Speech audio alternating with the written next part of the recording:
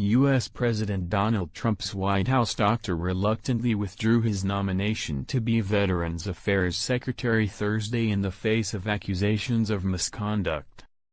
The latest embarrassing episode highlighting Trump's struggles to fill key jobs and the perils of his occasional spur-of-the-moment decision-making.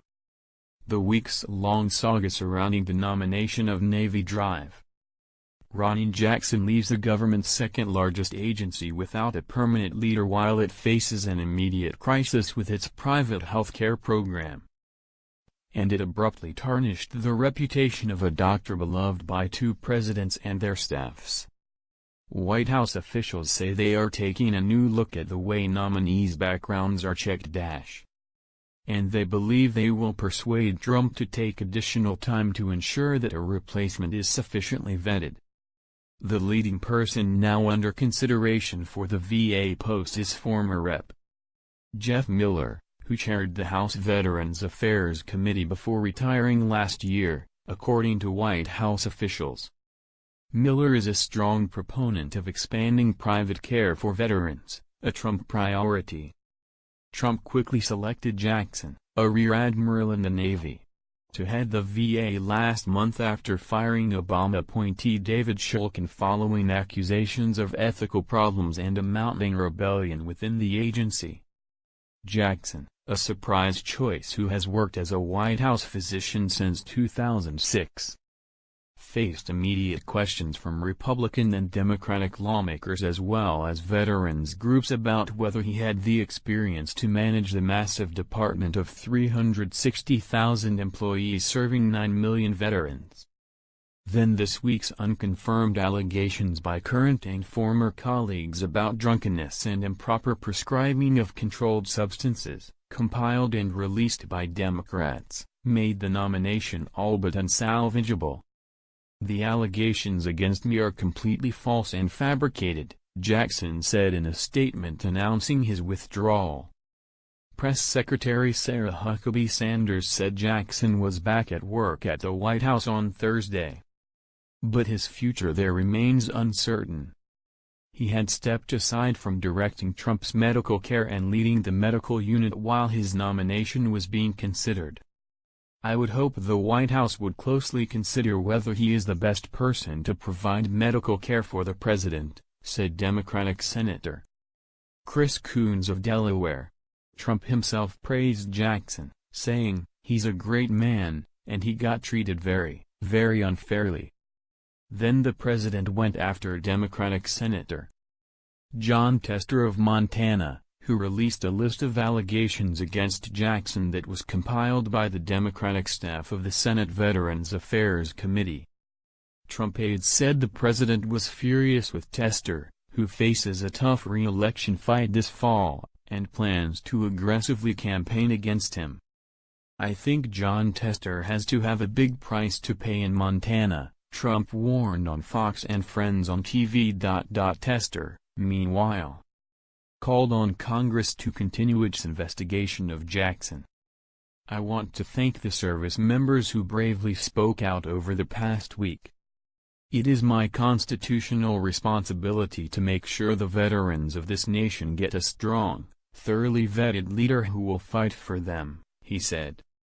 Elsewhere in the Capitol, Congress was questioning another Trump official whose job appears in jeopardy. Scott Pruitt, head of the Environmental Protection Agency, was questioned closely by House Democrats about revelations of unusual security spending, first-class flights, an advantageous condo lease and more. Even Republicans who support Pruitt's deregulation efforts said his conduct needed scrutiny. Tom Price, Trump's first Secretary of the Department of Health and Human Services, resigned last year after criticism of his use of private charter flights and military jets. The turmoil at the VA comes as it faces a budget shortfall for its private sector Veterans Choice program, a campaign priority of Trump's. With lawmakers deadlocked over a long-term fix due to disagreements over cost and how much access veterans should have to private doctors. "Veterans are exhausted by the unnecessary and seemingly never-ending drama," said Paul Rieckhoff, Executive Director of Iraq and Afghanistan Veterans of America. VA's reputation is damaged, staff is demoralized, momentum is stalled and the future is shockingly unclear. The VA issued a statement late Wednesday that it would push to have Congress move on an expansion of choice next month. Senator Ronny Jackson of Georgia, chairman of the Veterans Affairs Committee, said Thursday he would work with the administration to see to it we get a VA secretary for our veterans and their families. White House officials were visibly dismayed Wednesday and Thursday as they watched Jackson suffer the blows of the allegations. The doctor, who is well liked by and has personal relationships with many White House staffers, cited the withering pressure for withdrawing from consideration for the post, but maintained he had done nothing wrong. Trump said on Fox that he has an idea for a replacement nominee, adding it will be someone with political capability. Miller, the former congressman who was described as the leading candidate, is a strong proponent of expanding private care for veterans. Miller led the push to create choice in 2014. However, major veterans groups and Democrats stand opposed to an aggressive expansion of choice, seeing the effort as a potential threat to VA medical centers.